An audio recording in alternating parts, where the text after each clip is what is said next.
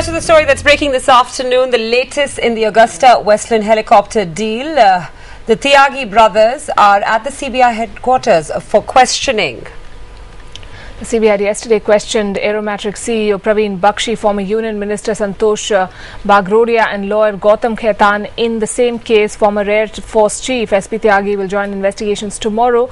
The agency, remember, had filed a preliminary inquiry report against 12 people last week. Arunodaya Mukherjee tracking that case for us. Arunodaya, what does the CBI have against the Tyagis at this point, and what is going to be their line of questioning? As far as concrete evidence is concerned, Palki, they don't have too much at the moment, and that's exactly why the clarifications that they seek from these individuals becomes extremely crucial in this stage of the investigations into that preliminary inquiry. Remember, their trip to Italy did not yield as much as they would have hoped, considering that even in the run-up to the trip, we saw that the Italian authorities had refused to share any documentary evidence as per their judicial rules. But having said that, why are the Tyagi brothers extremely crucial? Well, this is simply on the basis of the confessions that one of the middlemen, Guido Hashke, had made to the Italian police. What had he said? He said he had referred to various occasions of transferring huge amounts of money between 2007 to 2010, routed to India through a very complicated route. And the people, whenever there was any kind of conversation of money, the names of these individuals had cropped up in those conversations, and that's why questioning them would be very crucial. That's what the CBI is trying to do now. They're trying to establish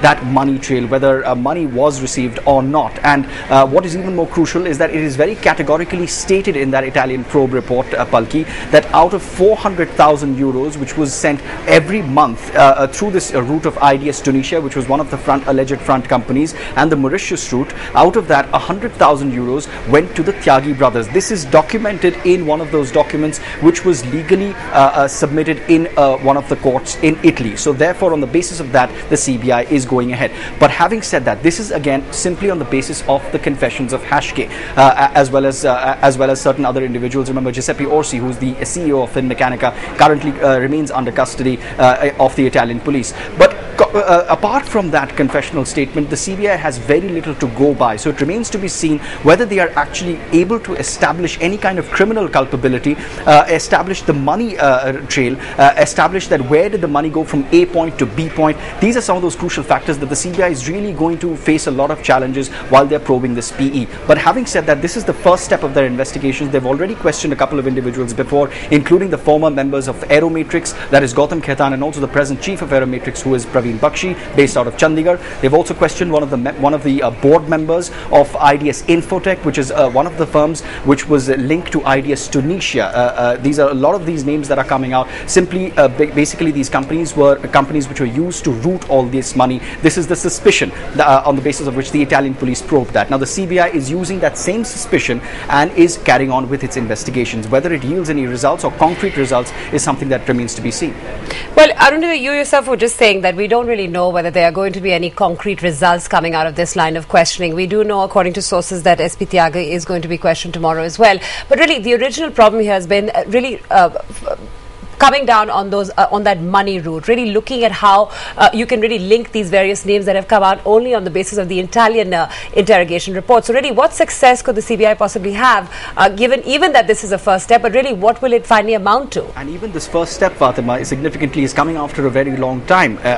Not perhaps the fault of the CBI, but just the fact that the case was referred to the CBI after a very long time. So a lot of those documents, remember, in fact, we, CNN-IBN, had aired an exclusive report as well, airing the specific conversations between those two alleged middlemen, Guido Hashke, Carlo Gerosa, both allegedly commissioned by Giuseppe Orsi, where they had categorically said that, look, we've destroyed all evidence. So it would be a very difficult task for the CBI to establish that money, which allegedly came in through engineering contracts, which were generated by these companies, which have also been mentioned in the PE that the CBI has registered.